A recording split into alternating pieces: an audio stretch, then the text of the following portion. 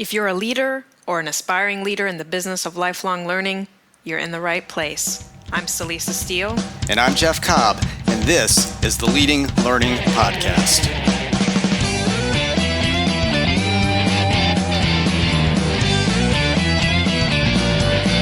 Hello there, and welcome to episode 100 of the Leading Learning Podcast. That's right, you heard me correctly, episode 100. And to commemorate this momentous occasion, we do have something special lined up. But first, we want to thank Your Membership, the podcast sponsor for the third quarter of 2017. Your Membership's learning management system is specifically designed for professional education with a highly flexible and intuitive system that customizes the learning experience.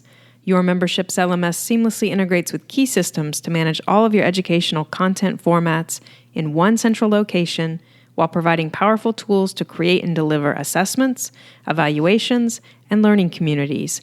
You can find out more about Your Membership at yourmembership.com. And we are very grateful to Your Membership. They've been a consistent sponsor here. It does take quite a bit of time and effort, particularly to get to the point of having 100 episodes of a podcast. So having that support has been really critical. Now, we usually offer up a resource at this part of our introduction. This time around, we're going to break from that just a little bit because we're hoping that you will go back and explore past episodes of the podcast, whether those are ones you haven't listened to or ones you have and you just want to go back and review. We're big fans of review and reflection. Frequent listeners here on Leading Learning know that. So we encourage you to do that. And to get to those episodes, all you have to do is go to leadinglearning.com/all-episodes. And that'll get you to the full list of the whole 100. And while you're there, we would really like to make a strong appeal in this episode of all episodes. You can think of this as sort of a 100th birthday present to us. We would really, really like for you to go to leadinglearning.com/iTunes. And there you will see how you can give a rating and a review to the podcast. And it really doesn't take much time. You get there, it'll click you through to the right place. You put the number of stars, which we're assuming is going to be 5 for the podcast, and just write a quick review. Doesn't have to be much. It can be something like, I've been listening. I get high value out of this. Great job. Something like that. You can make the words what you want, but it doesn't have to be War and Peace. It can just be a quick sentence or two about the fact that you find the podcast valuable. So go, please, to leadinglearning.com/iTunes. If you have to pause for a moment to go do that, that's okay. We'll be back here. You back? Okay. Hope you went off and did that review. And now, it's hard to believe, but we are at episode 100 at this point. Yes, and for this special episode, we turn the tables. So it is you and I talking, Jeff, but it is someone else asking the questions. And not just anyone, but a very special someone, Dr. Brian McGowan. Right, definitely not just anyone. Brian was, I think, probably the first person way back when who let us know that he was, in fact, listening to the podcast. He listens to it on his morning walks. And he even told us during the course of this interview that he will tweet while he is listening to the podcast to send out things that he's hearing that are particularly useful. And sometimes he does as much as a 3-tweet walk, and he knows that's a good episode. But Brian has actually been on the podcast as well a couple of times at this point. That's right. We've been lucky to have him on twice. Once to talk about flipped learning because Brian is really deeply steeped in learning and what it takes to deliver on effective learning. And he takes a very scientific, methodical, analytical approach to understanding what it takes to make learning work. So we talked to him about all that he's doing around flipped learning. We also talked to him on another episode about his learning actions model. Again, very research-based, very analytically based and driven, but it's all about how can we make sure that the learning that we're offering is as effective as possible. That's right. And those are episodes 29 and 45, respectively. And we will put those in the show notes, of course. And of course, everybody listening knows that you just have to go to leadinglearning.com/episode 100 to get those show notes. That's the format for all of our show notes. And yeah, Brian Brian is the real deal. That doctor is from a PhD. He's got his credentials in the world of learning. He does serious research. He knows his stuff, and he practices it as well. So it was a lot of fun to be able to talk with him. And we looked at things like some of the episodes that stand out in our mind that help to illustrate the themes of the Leading Learning podcast. We talked about where we see things going in the future. And we also talked about, introducing a new question at the end of the podcast. So you're going to have to listen in to find out what that new question is going to be. And I just want to say, too, that we were truly excited to have Brian involved and interview us. And, there's something to be said when someone like Brian finds that he's getting that much value out of the Leading Learning podcast. I find it very rewarding. I mean, he clearly is an active listener, really has been paying attention to what's been said over the past 99 episodes. And it was really a fun and very useful experience to have him asking questions of us. And he's a great barometer, too, because we knew if we were just, shoveling out junk, so to speak, that somebody like Brian would not be listening to us and would not want to come on and co-host or guest host the podcast. So, Brian, thanks so much for doing it. And without further ado, I think we should just roll right on into this special 100th episode.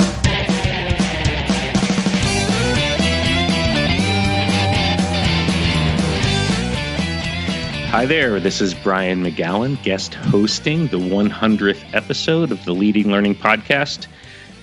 First, thanks to Jeff and Celisa even for the invitation to host this. I'm expecting my third timer's jacket to appear someplace in the mail.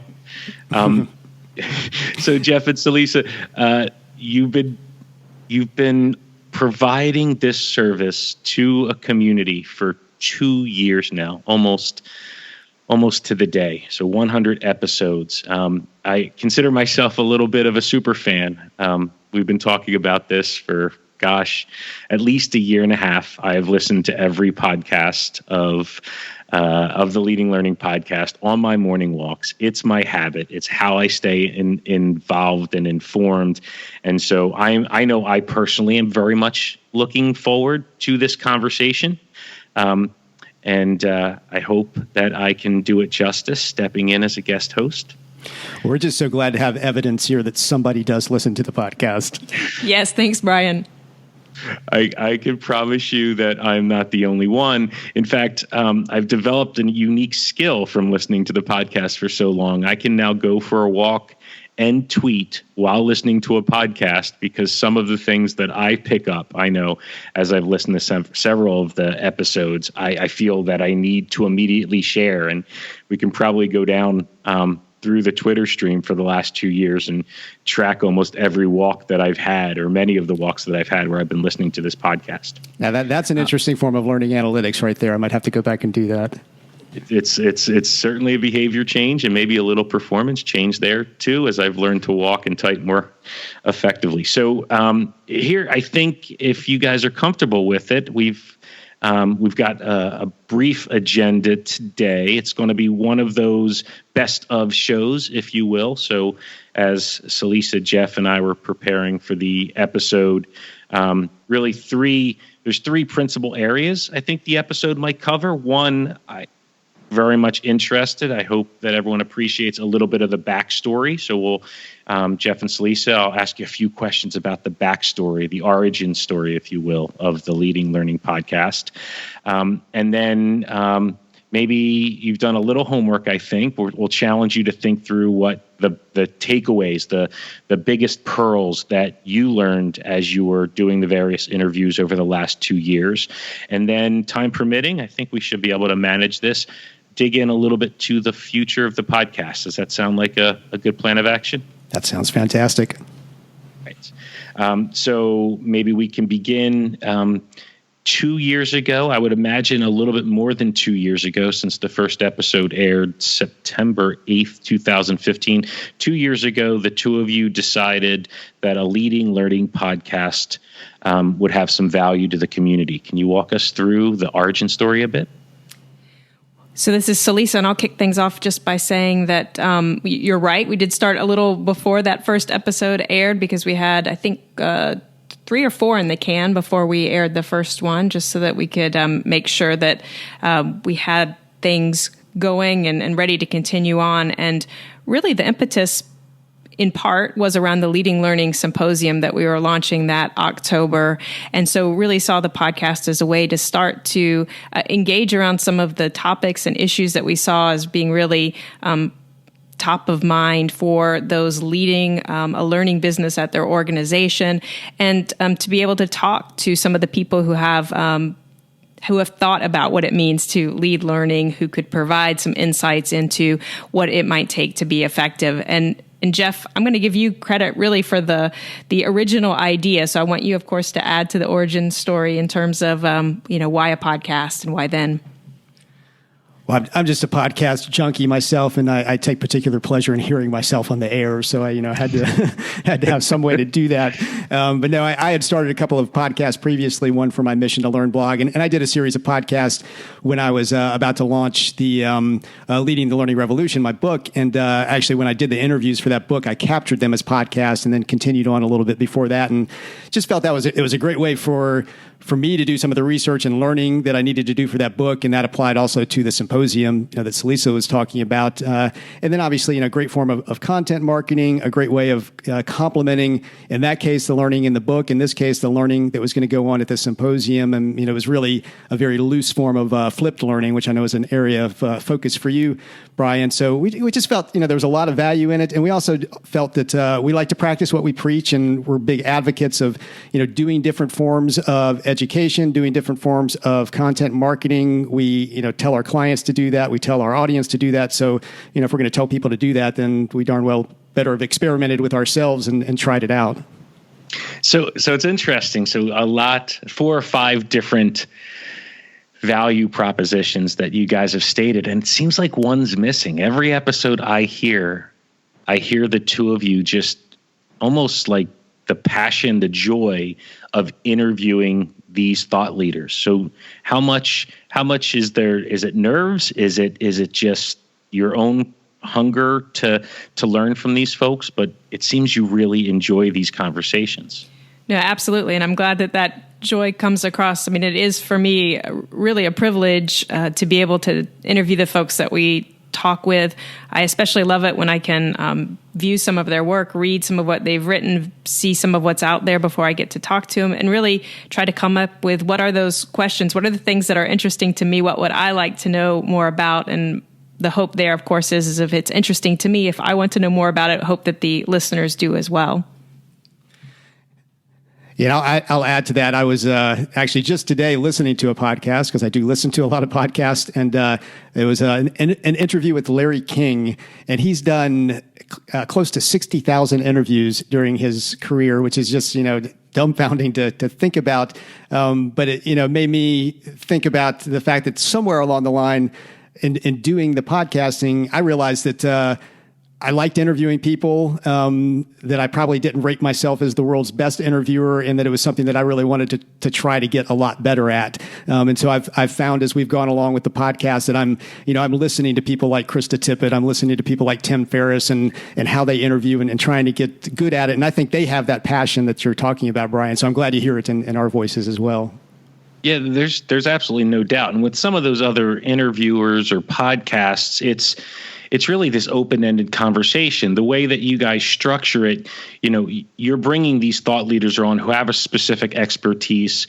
And while there's a little bit of, tell us how you see the world, you are getting down to really practical takeaways. So in some respects, you have more constraints to the way that you're interviewing these thought leaders, and yet it still comes across like, everyone should be learning. And Celisa, to your point, absolutely, I would suggest that if you think it's something that you really enjoy and you hope others do, I can certainly validate that your gauge for what's interesting for your audience is very much in keeping with my level of interest and my passion for the topic too. So it's good that there's so many value propositions and that you had so many goals to set out, because I'm guessing after 2 years you've put a little bit of time into this. Do you guys want to pull the curtain back a little bit and tell us all what exactly goes into the making of each podcast? Well, I can start in terms of the interviewing. And so, at this point, we are releasing weekly episodes, and every roughly third episode is Jeff and I talking about some topic or issue, and then the other ones are the interviews, and we by and large divide and conquer. So Jeff's doing roughly half the interviews, and I'm doing roughly half the interviews, and we usually set aside 45 minutes to an hour with whomever we're interviewing. And then, the prep time for that interview is usually, maybe twice that, often in terms of just kind of reviewing what information's available. And it can even be well beyond that, especially if it's someone whose work we've been following for a number of years, and, they have some full-length books out there and things like that. But I have to hand it to Jeff to talk more about what happens after we turn off the microphones and head into the production phase of it. And of course, you probably also have other thoughts about the interviewing. Yeah, before we get to the production, the other thing we do obviously is plan. And to your point, Brian, we try to make sure that we're targeting in on useful topics and useful information and practical takeaways within those topics for everything we do. So that for me can be one of the most challenging things, is coming up with, particularly who we're going to interview, because, the whole world doesn't think of the concept of the learning business or the market for lifelong learning, or aren't necessarily even thinking about lifelong learning in explicit terms every day. So you have to find people who are going to tune into that and who are going to align with what we think listeners want. And then you got to get them. And then, of course, Celisa and I are trying to intersperse that with our own conversations. That's actually a little easier because we've been doing this so long that just to come up with a topic that we think is relevant for us to talk about, we can usually do pretty readily. And that's become pretty much part of the rhythm. But then we've also started trying to add a resource to every episode, something that's, downloadable or viewable or something like that. And, that's kind of another level of challenge we set for ourselves. That can be, quite challenging sometimes to come up with what it's going to be episode after episode without repeating something. We have to keep finding interesting things for people. So that's kind of, the planning and the interviewing, the content side of it. And, we set out from the very beginning, and this was really me thinking about it, having done this before. We wanted to keep production absolutely as simple as possible, so it wasn't time consuming, and that, eventually we could, outsource it, hand it over to somebody else. So we went out and found some good music to put on the beginning and the end at royalty-free music. That's where you'll get our theme song from. We just got some decent quality microphones. We don't use anything hugely high-end. It's an Audio-Technica ATR mics or what we use, and those are USB mics that we plug into our laptop. That's what you're listening to right now as you're hearing us talk. And we just plug them both into a Mac if we're doing it together, or one of us plugs it into our Mac and puts on some headphones and, calls up on Skype, just like we're doing right now, to talk with whoever we're interviewing. There's a recording feature called Ecamm that we use to capture the recording.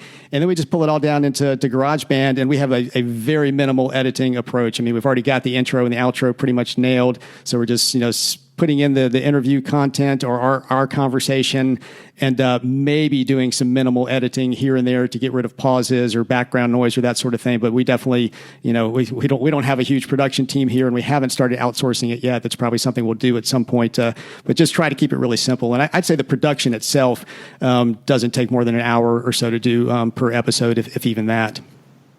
That's the audio production, but that's the audio production, is so much more than that, right? So now you've got one of the most extensive show note supporting structure. So every resource, every time Julie Dirksen mentions something or Cialdini mentions something, well, I go to the website and there's 5 or 6 resources for me. So another hour and a half to put together show notes. Well, and thanks for mentioning that, because we have to give the tip of the hat to Jackie Harmon, who's on our staff, for doing that, and she does that week in and week out. Though actually, the today's episode or this week's episode and the ones coming up, I'm doing those for the interim because Jackie has just had a baby, so she's taking some time off. But she's responsible for those excellent show notes usually. And people don't find out about the podcast without the marketing efforts and the outreach. And I certainly appreciate the social media approaches that you've taken. Any insights to how much effort strategically? Are there any tips or tools that you've found to make that more effective? Well, that's kind of a team approach, primarily between myself and Jackie. Jackie does our tweeting and manages most of our social media presence, and I'll do a lot through my accounts. I've actually found what tends to be very effective is LinkedIn for us because we have a good LinkedIn following. So putting it out there on LinkedIn tends to help. And then to be honest, I mean, one of the things that we increasingly look for. Certainly not as a primary filter, but as a factor in who we interview is, do they have an audience and are they willing to share this? Because we want this stuff to get out to the world, so, we make sure that whoever we have interviewed, that they know about it, that they know where the link is, and we encourage them to, please share it. And of course, that varies from interviewee to interviewee, but that's a big factor as well, how much they're going to share it with their audience. Yeah, and I know that I'm fortunate enough now for the last few years to be a manager of what is now an 11,000 person CME professional group on LinkedIn. And whenever I've really been moved by one of the podcasts, so this has happened at least 6 or 7 times in the last few months, I've shared the podcast to that group and it gets fantastic feedback. And so I certainly think maybe as we'll circle back at the end to future goals, I feel like there are millions of people out there that are looking for exactly what you've created, and we'll see if we can maybe tackle some new approaches to getting the word out. But probably most people listening to this podcast may be interested in the effort and the goals and the origin story, but principally what you've created are 99 separate learning experiences, 99 separate topics. But they're in certain themes. So as we move into the second phase of today's podcast, maybe we can spend a little bit of time digging into what each of you has found to be really the essence, the essence of what you were trying to accomplish. And so the themes I think that we've identified are leadership and marketing and strategy and technology and learning. That's really the community and the brain power that you've built over time. So if we start with leadership, which one of you wants to take the essence of what you've learned about leadership over the last 99 episodes? Well, I'll take that one. And the episode that comes to mind in particular is an episode with Marla Weston of the American Nurses Association. And what I talked about with her largely was this grand challenge. So it's a large scale initiative aimed at social change. It's called Healthy Nurse, Healthy Nation. And what they're going to do is they're really trying to change and improve the health of the entire nation by really looking at improving the health of the 3.6 million registered nurses. And what I find really fascinating about that initiative is that I feel like ANA is really trying to use learning as an agent of change, that they're really setting out to impact their entire profession. And I think that what we see in so many organizations that we work with is that's really the ultimate goal. It is impacting the entire industry or field or profession that they serve. And so you have ANA out there trying to do that. 3.6 million nurses being impacted by learning. So this is one of my favorite episodes. So as Marla went through, explain this, I think the analogy she used was she has to push herself to stand on the edge of a cliff. And she explained a little bit about, if I recall, there's a theme of the year that they used. And so they were able to connect those two things, the grand challenge and their theme of the year. Is that how that went? That's absolutely right. And so I think that there's both the simple, just sheer size of what they're trying to achieve. And then too, it's like how well connected it all is. So they take that theme and then that theme, trickles down into things that might even be happening at the Twitter level, just of someone sharing, healthy breakfast recipes, and that's happening via Twitter. So you have this huge scale of change that's happening, but the way it gets trickled down is very interesting because it basically translates into these small interactions. And one of the things that I think she emphasizes that that they're doing is it's really focusing on the fact that, these are nurses. They work in healthcare. They know what it takes to be healthy, and yet they still aren't necessarily engaging in the most healthy activities or the healthy eating that they could be. So, it's really this idea of bridging a knowing versus doing gap. And so I think, again, that plays out for so many organizations where when they're trying to work with learners, it's not even so much about the fact that it's information that the learners are lacking, but it's really about how do they go about embedding that learning? How do they go about making those life changes that really bring that learning to its full potential? Yeah, absolutely. I remember that moment when she said, these are nurses. We don't need to teach them about healthy behaviors. We need to teach them how to commit to healthy behaviors. So let's see, let's play an excerpt from that first podcast. It is all in the space of learning, but we were very clear right from the beginning that what nurses needed was not learning about what I would describe as the content. So people didn't need to know, how do I eat healthy? How do I exercise? Or what's a correct exercise regimen? What they needed to know was how to fill this knowing-doing gap.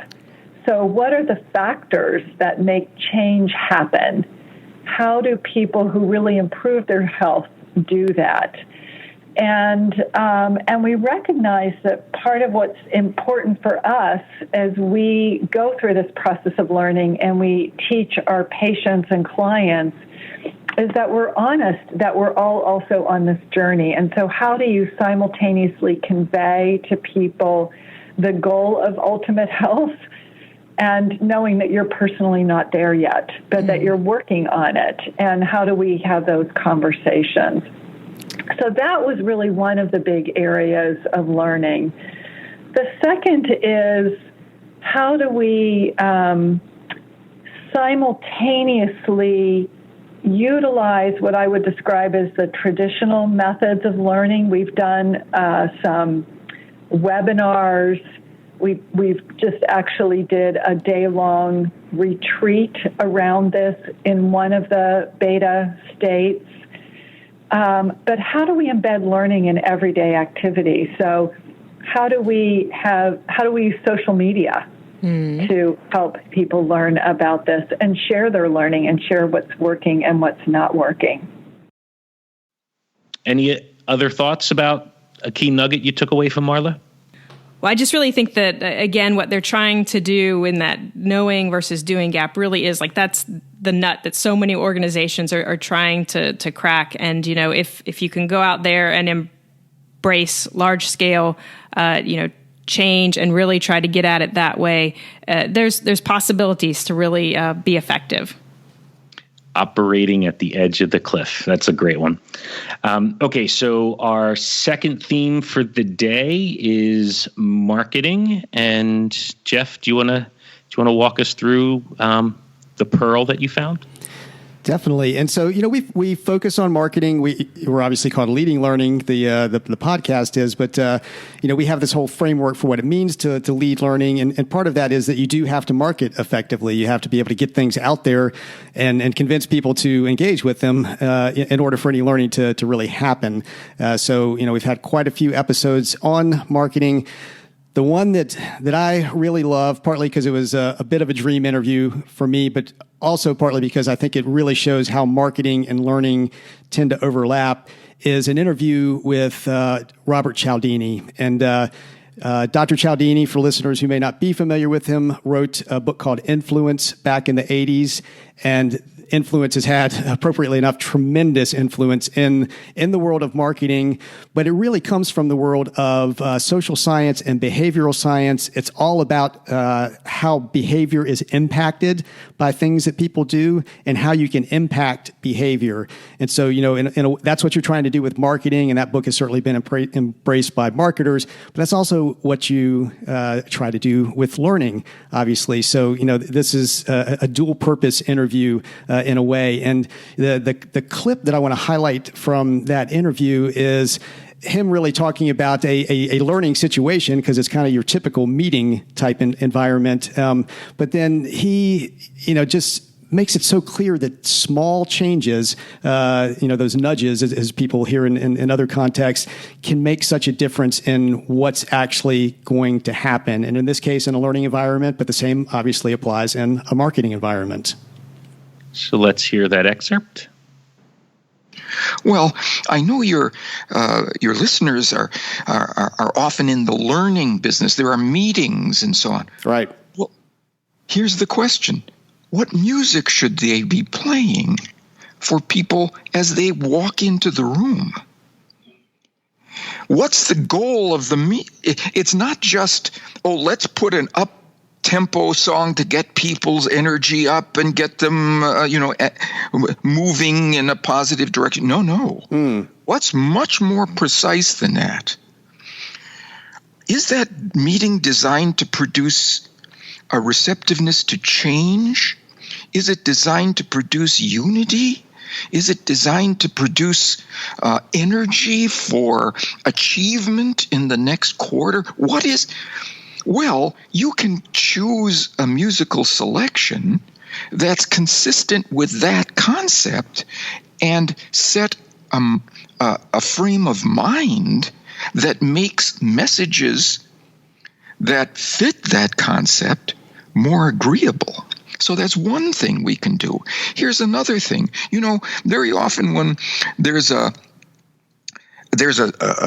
PowerPoint presentation program planned for a meeting, we spend a lot of time. What do we put in that?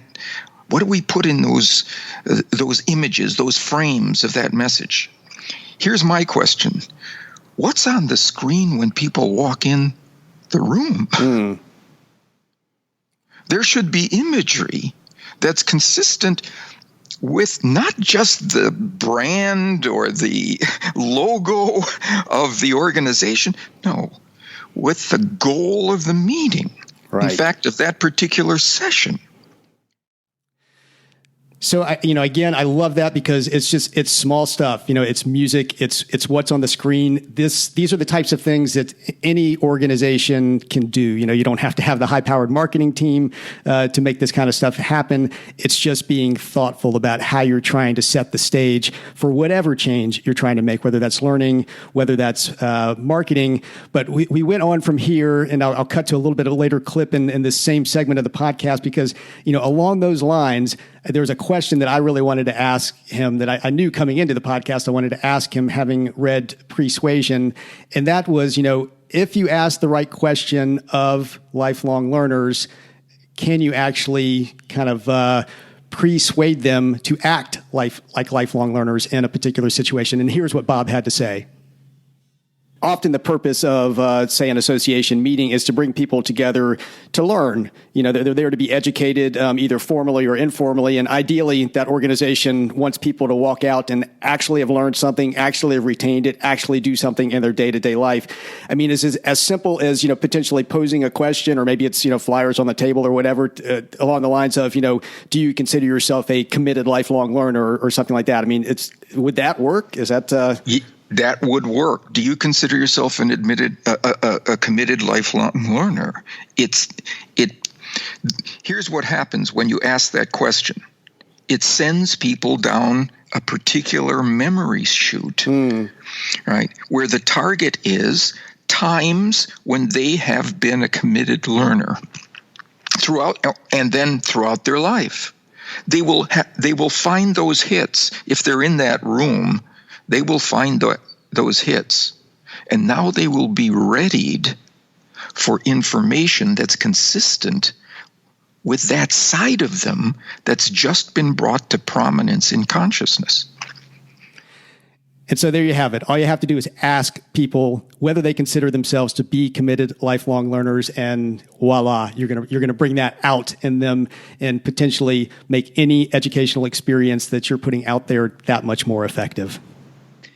I was taken in that interview that you did with him. I was taken by how ready he was to share evidence, hard data about the persuasion effect and how you can architect a choice. This isn't soft science, and I think the two of you did a really good job at digging down into credible science that that we can use. And many of us are engaging with very, very highly educated individuals, whether healthcare professionals or lawyers or accountants, and they're used to hard, credible science. And I just remember thinking it's a marketing story that he's telling, but it is so well anchored in the science of behavior change, behavior economics. Yeah, that's a great point. I mean, the absolute volumes of research that Cialdini and his team have done and then published over the years is really astounding. I mean, it's a great contribution to the social sciences and behavioral sciences. And like you said, it's hard data, so this is not just fluffy stuff.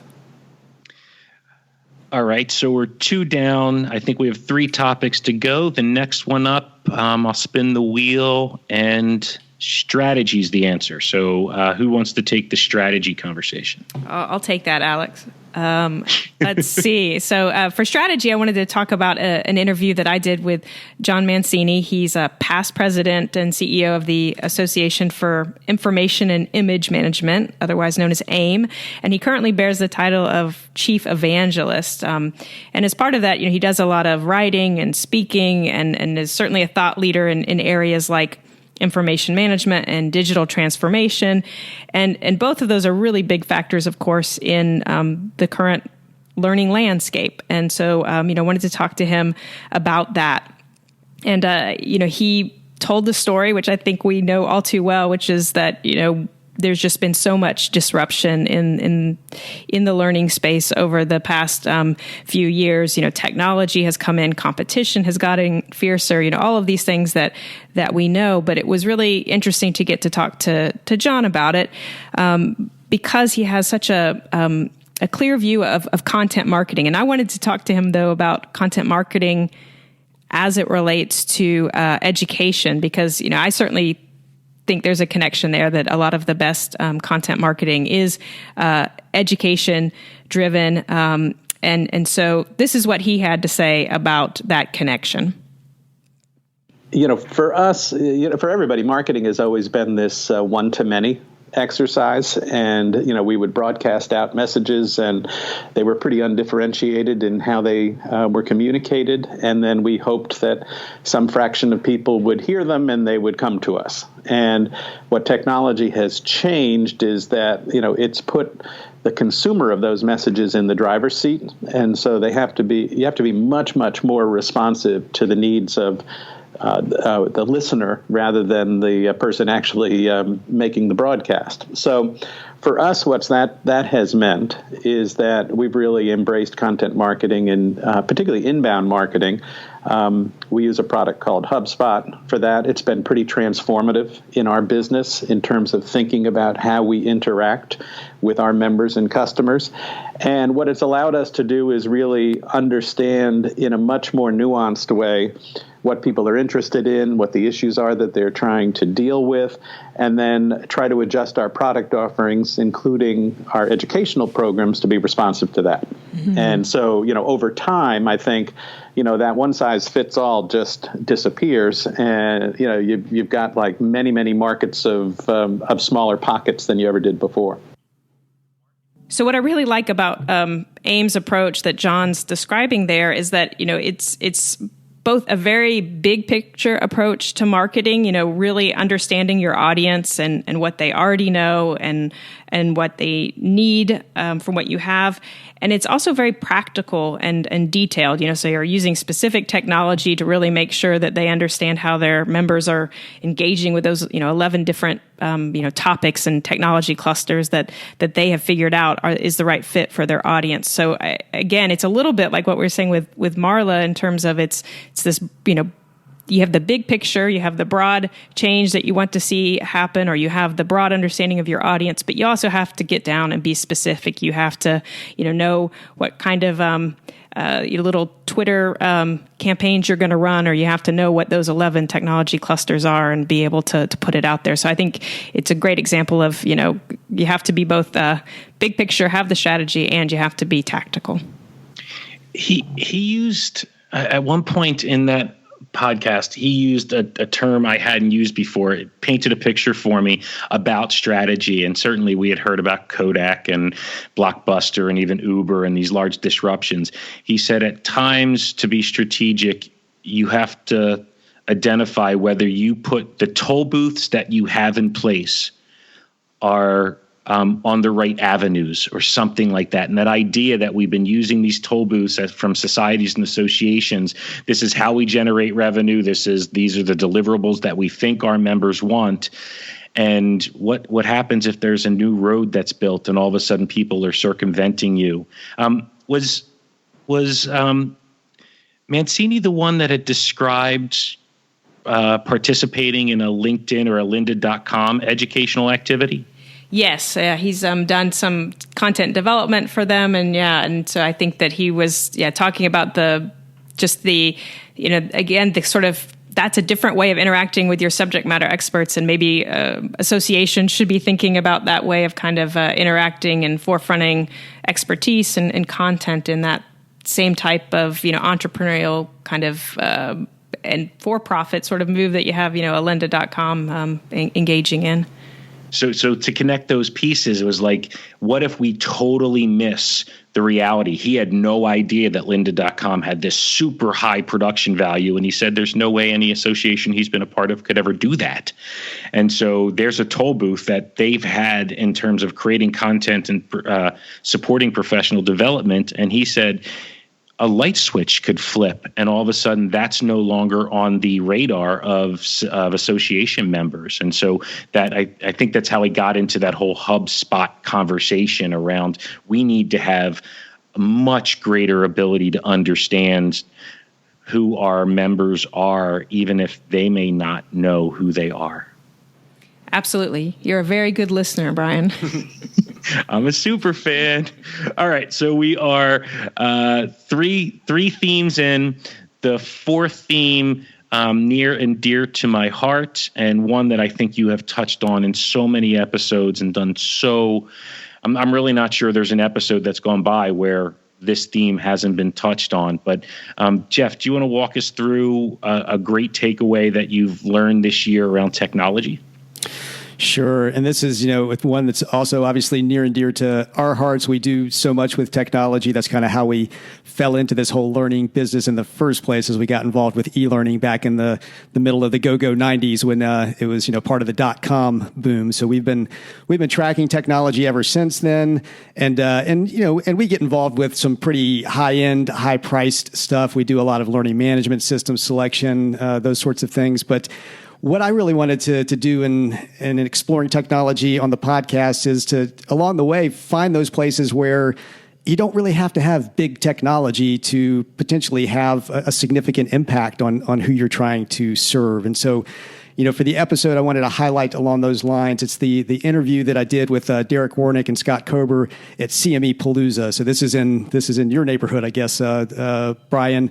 They're in that CME space, continuing medical education, and they have this event that they started putting on years ago. And what I loved about it is they didn't get bogged down with what the technology was going to be. They didn't have a huge budget to blow.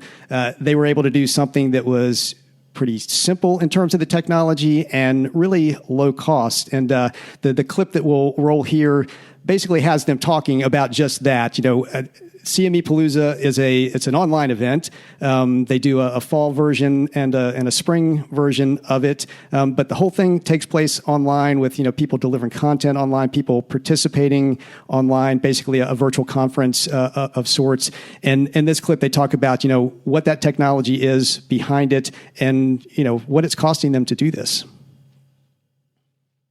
We're sort of burying the lead here, though. I don't think we've even mentioned that this is all done by Google Hangouts. Mm-hmm. So every session that we do, again, sort of the impetus for this was I had been fooling around with it back when Google Plus, rest in peace, I guess we can say now, since it's basically, I don't know if Google Plus even still around. I mean, Hangouts sort of are, but I had been fooling around with some Hangouts and realized, again, at the same Alliance conference, there was a colleague of mine who was getting ready to do a presentation up on the main stage and had someone who had helped him put his slides together and done a lot of work, but she was over in the UK and couldn't be at the conference and was expressing disappointment that she couldn't watch the session. And I thought I could probably just do a Hangout and use my laptop and so you can watch it. And did that. It was the first time I'd ever done any kind of a Hangout and just, had my laptop in the conference room. I realized later I probably should have asked someone first before I did that, but it all worked out in the end. And that was, at that point I realized, like, I bet we could use these Hangouts to just do different sessions like this throughout the day and people could tune in.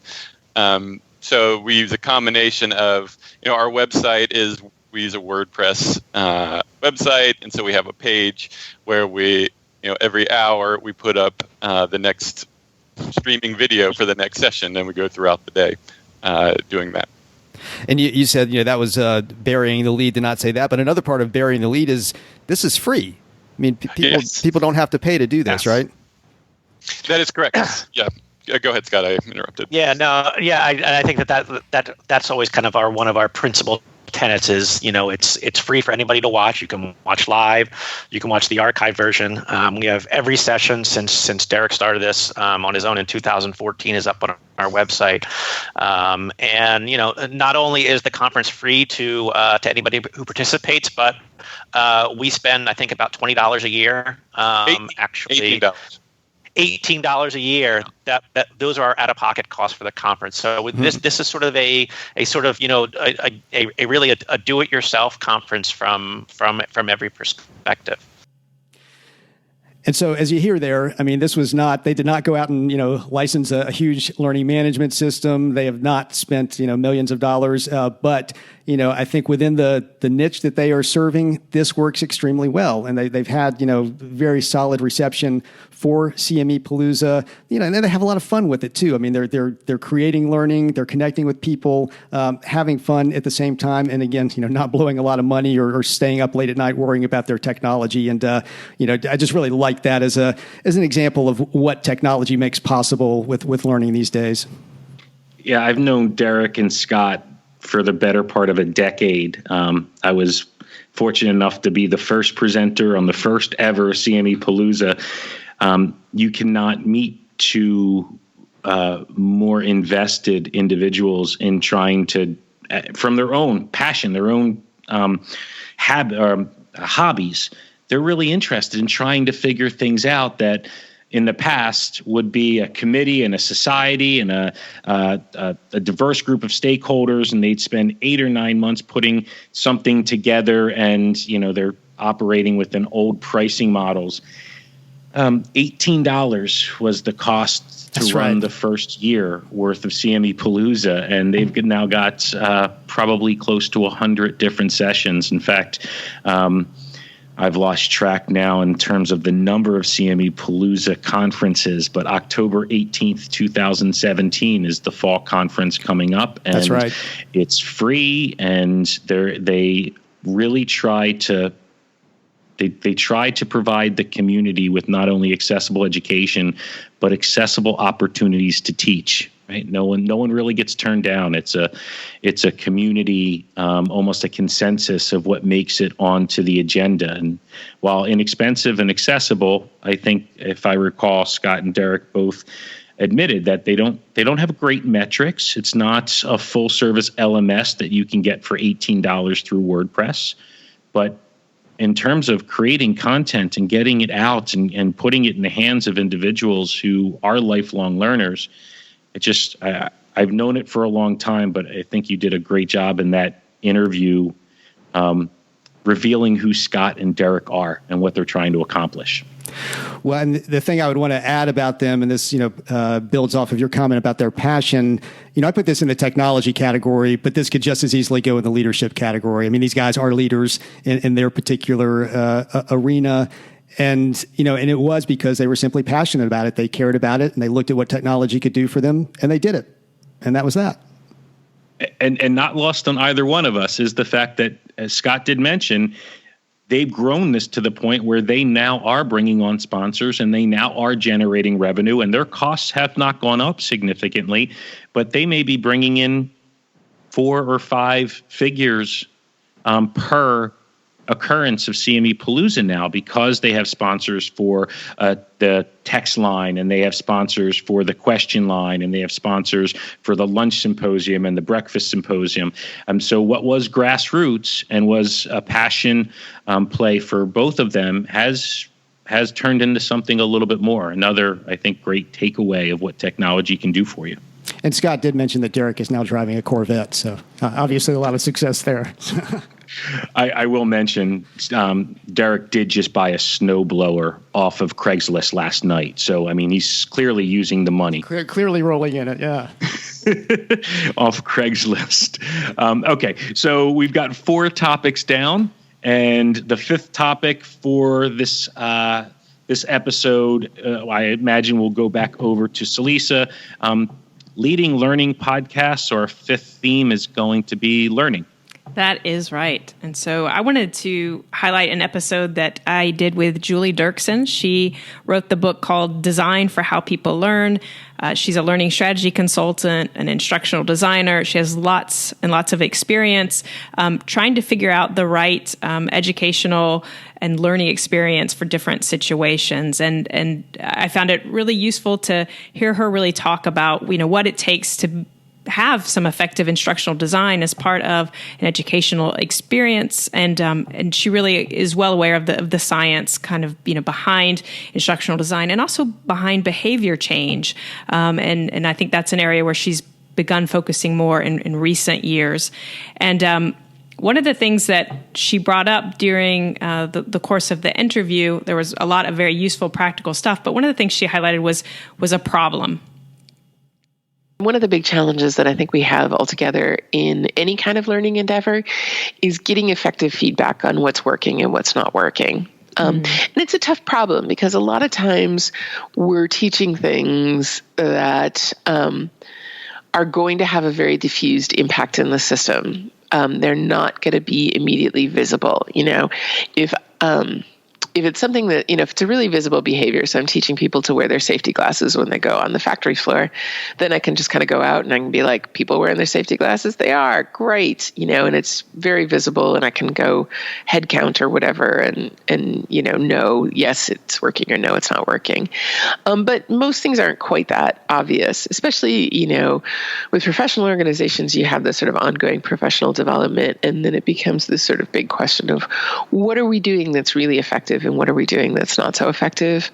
And I do think that that's an essential component of any field or discipline getting better, is getting really good feedback on things. I think there's a reason why a lot of instructional technology, a lot of e-learning stuff doesn't look that different now than it did 10 years ago or even 15 years ago. I got started doing e-learning in kind of the mid-90s because I'm old, but been doing this for a while. In the mid-90s, and we were doing some really kind of interesting, interactive stuff that was running on CD-ROM. And then the web came along, and we sort of were like, well, it has to run on the web, so we can't do anything too complicated. So we made it all simple. But then tools like Flash made it possible to do more complicated things on the web. And then mobile devices came along, and we're like, well, it needs to run on phones and every mobile device. And so we made it all kind of simple again. And so we kind of seem to be stuck in a cycle of primarily information delivery as the thing that we're trying to do with a lot of learning experiences. Which has led us to believe that a lot of the web-based solutions to learning are about chunking information nicely and sending it out to people. But if you think of information as the primary building block of learning, that's probably very logical. But if you think of the primary building blocks of learning as things being like trying stuff and getting feedback, or being able to see examples of good instances or of any of those kinds of things, then all of a sudden, your learning design probably changes a bit. And then then suddenly the information delivery kind of formats don't really, completely satisfy or meet the need. And so I think what Julie points out there is that, it is really hard sometimes to understand the the impact that our learning is having. And yet it's so crucial to try to understand that the impact that learning is having. And it's a nut that we really do have to crack. I think I already used that nut and cracking metaphor earlier, but I'm going to come back to it because I do think that's just this idea of how do we know what we're doing is effective learning? How do we know what impact it's having on the individual learner, on the larger organization in which they're embedded, on society? Figuring that out and understanding that is really important. And often, as she points out too, that it's not so much about focusing on information delivery, and this goes back to something Marla Weston said too. It's not that we just have to tell people, this is the truth or this is what needs to be done. It's about helping them actually start doing what needs to be done. So it really is about that behavior change, and that being such a critical part of learning if you're really going to lead learning, and it's going to have that impact. I was fascinated by this episode. I've known of, in fact, I can guarantee you that this is like a 3-tweet walk that morning that I was listening to you interview Julie. Because she used the words nudges and choice architecture, and she connected, as you said, so many of the dots to things that Marla and others had said before that. But there is this essence I'd never heard in 15 years of educational design and educational entrepreneurship. I'd never heard anyone deconstruct what an objective is the way she did. So she's saying, I'm not sure how we measure it or impact in this challenge that we have. And she just took a simple objective off the top of her head. I think she was like prepositions in Dutch. Like, can I do it? Yes. Can I measure if someone can do it? Yes. Is it really important in the real world for someone to simply recite every preposition in Dutch? No. And so if we continue to have these objectives and foci of our education on things that don't mean anything in the real world, then we'll continue to continually miss the target. Remember that kind of the essence she had there? Yeah, absolutely. I very specifically remember the Dutch prepositions because it's so great. I think that too often we can see organizations get caught up in sort of the trappings of instructional design, and you can focus a little too much on the perfectly crafted, perfectly worded learning objective. But to her point that you're sharing here, is that really something you want someone to be able to do? It's fine for it to be measurable and demonstrable, but does it matter? Is there any value in it? I think she apologized for being overly cynical a few times on that interview, and all I could think is, sister, preach. Just keep preaching. All right, so we've gone through each of the themes, 5 takeaways, over 99 episodes. I hope I know the answer to this question. The 100th episode is not going to be the final episode. Will there be a 101st episode? It is already in the can. So yes, indeed, there will be. Okay, so can you help us see the future? What's the Leading Learning podcast look like starting tomorrow?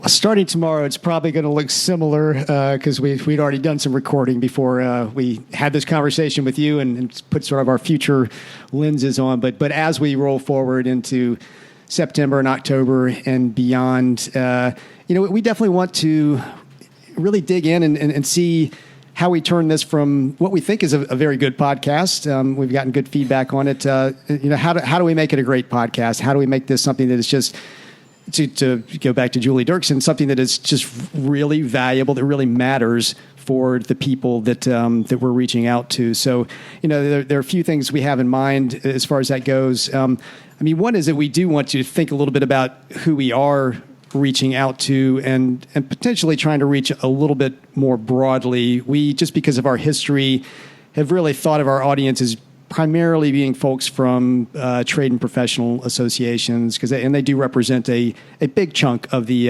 that market for lifelong learning, continuing education, professional development. But they're certainly not the only group out there. And we tend to think in terms of, and have written and spoken quite a bit about they're essentially being a third sector of learning. We all do what we do in elementary school, that pre-K through 12 period. We all, those of us who are fortunate, get some form of higher education. But then, that other 50 years when we're all out there in the workforce, and it's getting to be longer than 50 years now, that whole adult lifelong learning realm, we consider that to be kind of a third sector. And part of our mission is to raise awareness of that as a sector of education, and to emphasize the importance of it, to get people to appreciate it more as something that's needed, that's absolutely needed in our global society these days, but also an appreciation for the organizations and people who are working in that market. So, I think we'll probably start stretching a bit beyond thinking of our audience just as trade and professional associations. We'll be thinking about, some of the companies that are out there doing this. We had, someone on from Degreed, the chief learning officer from Degreed on a while back. They're a company that's out there doing interesting things in this lifelong learning market. There are a lot of, training companies out there, university, continuing education departments and programs. So we want to think a little more expansively about sort of who's engaged in this whole third sector that we're trying to serve with the podcast. And that, I think that'll help to shape who we interview, what some of the content is going forward, and just, how we kind of frame things in the context of the show going forward. Episode 40, Kelly Palmer from Degreed. I remember that one as if it was yesterday. Thanks for saving me on that. I was blanking on Kelly's name just as I was saying Degreed, even though it was a wonderful interview. I enjoyed it very much. It was a great interview, and I think that was at least a 2 or 3 tweeter on my morning walk as well. We're going to make that. We're going to make that a thing going forward to the 3 tweet walk. We're going to start monitoring that, and whenever we hit a 3 tweet walk with an episode, we'll know we've done something right. They say you can't improve upon things that you don't measure, so there's a metric for you. Okay, so you've got your audience. You're going to expand, more accessibility. We're going to try to get this out into the arms of more and more people. How about the effectiveness of the podcast? How do we connect it to other things? How do we support the person on the other side of the earbuds? Yes, that is definitely something we want to do more with. Jeff mentioned earlier today that we've started adding a resource that we can point people out to as part of each episode, and for us that was a baby step in this towards this goal of trying to make the podcast each episode kind of more effective as a learning tool. So we want to continue with those resources, and then we want to start experimenting with some other ways that we might be able to do that. For example, we have some ideas, like maybe baking in some reflection questions during the course of each episode, and that becoming sort of a recurring element or ingredient to each episode, and maybe offering up some suggested next steps in terms of, okay, so now that you've heard about X, what could you go and do with it? Now that you've heard Julie Dirksen talking about, effective instructional design, what does that mean? What are you going to go do with, your staff instructional designers or your volunteer subject matter experts, that sort of thing. So really trying to get people to start to see the application of what they're hearing to their own work, their own life. The technology of a podcast is great because it's available in so many different places. However, there's a disconnect between the content and the action. And so, a lot of these things, there isn't, as far as I know, there aren't great apps that allow you to, in the middle of my walk, set a note exactly at 33 minutes where Elizabeth Engel was talking about her educational paradigm in episode 44, right? So the learners, the listeners had a little bit of a challenge to move it through, which is why I started the tweeting while I'm walking thing, because I'd get back in again. There'd be so many great things that I wanted to do, and I'd forget them by the time I got in. The leading learning hashtag seems like that's something that you promote the episodes, but maybe there's listeners who are willing to help you do this. I think maybe this is something the community can help with.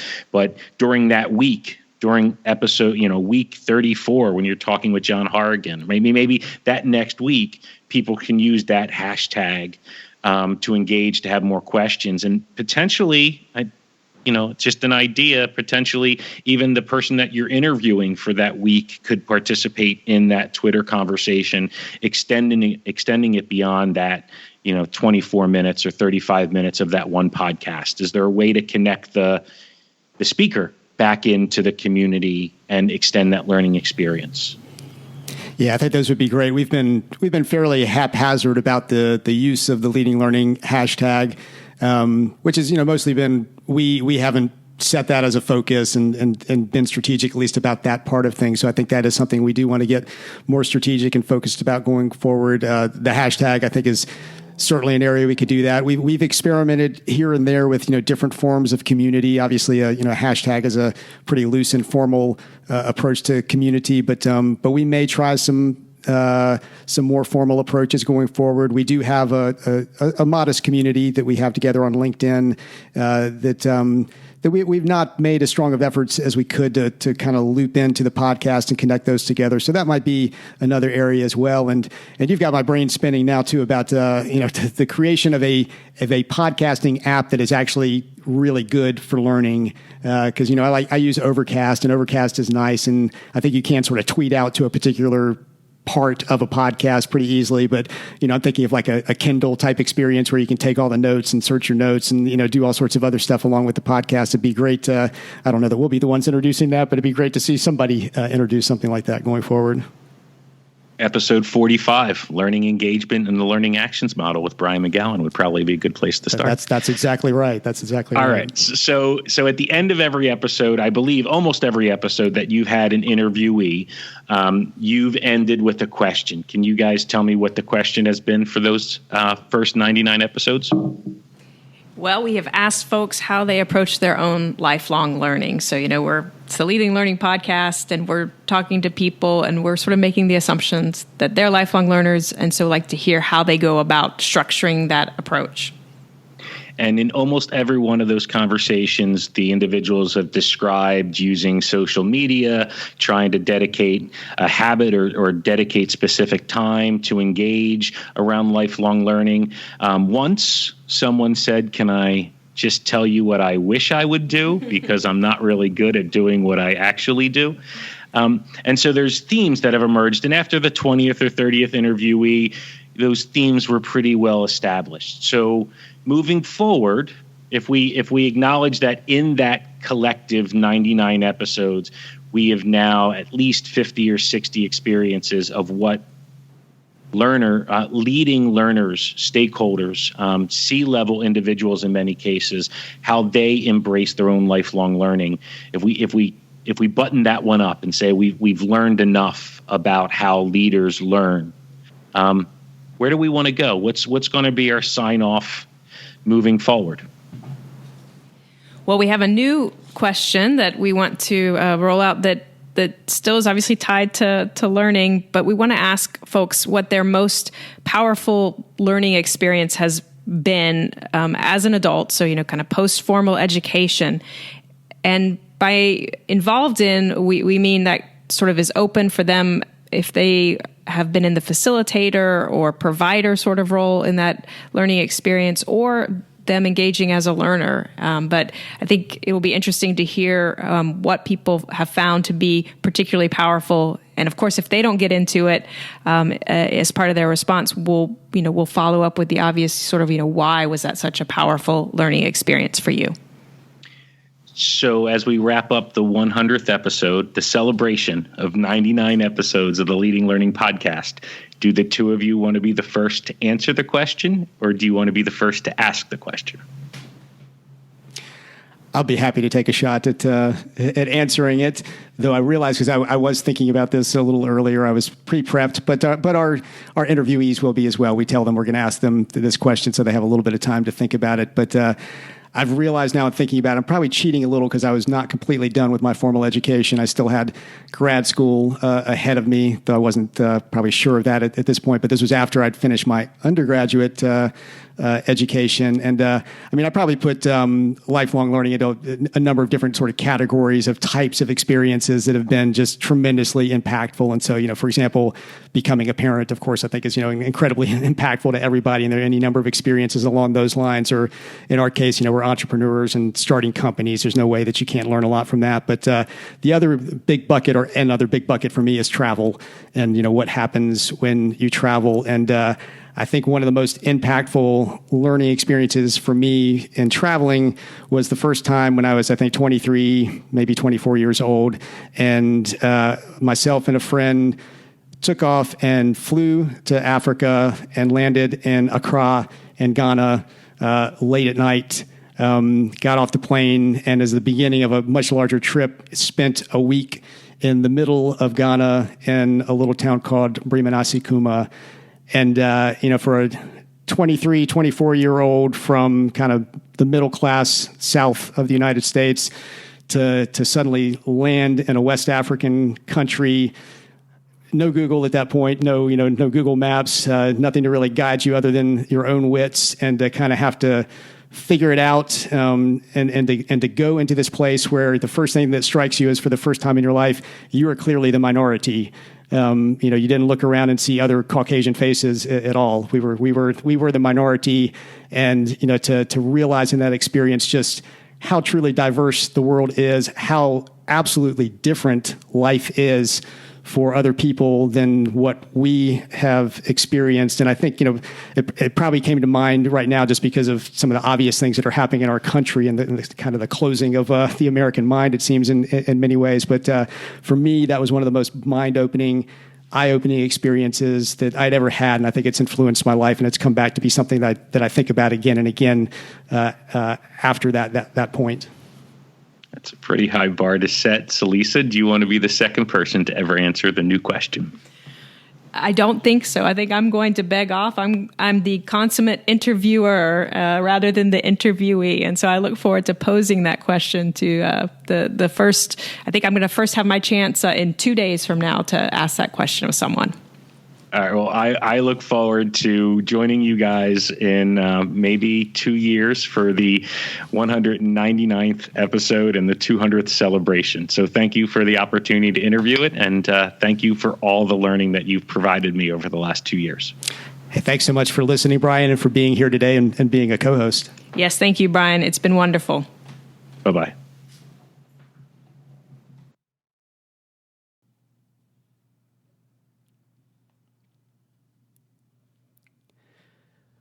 Well, we were both happy and a little bit sad to say that wraps up the 100th episode of the Leading Learning Podcast. As we're exiting, we want to say thanks again to your membership. You can find out more about your membership and all it offers at yourmembership.com. To get show notes for this episode, just go to leadinglearning.com/episode 100. And while you're there, you'll be able to get links to the various episodes that we mentioned throughout this episode, the ones that we referenced. You also see various options for subscribing to the podcast. And, we've been at it for 100 episodes. If you're not subscribed yet, we surely hope that you will now take the opportunity to subscribe to the podcast. We would also be grateful, as we mentioned at the outset, if you would take just a minute to give us a rating on iTunes. Make this our 100th episode present. You can do that by going to leadinglearning.com/iTunes. We really do appreciate it, and we would love that gift from you. Finally, consider telling others about the podcast. And we'd like you to do this in the most dramatic way possible. In fact, if you'll get a video of you walking out the door of your office and shouting out, "I love the Leading Learning Podcast," we will send you a Leading Learning Superfan mug. But short of doing that, if you just want to send out a tweet, go to leadinglearning.com/share or go to any other social network of your choice and spread the good word. Thanks again, and see you next time on the Leading Learning Podcast, episode 101.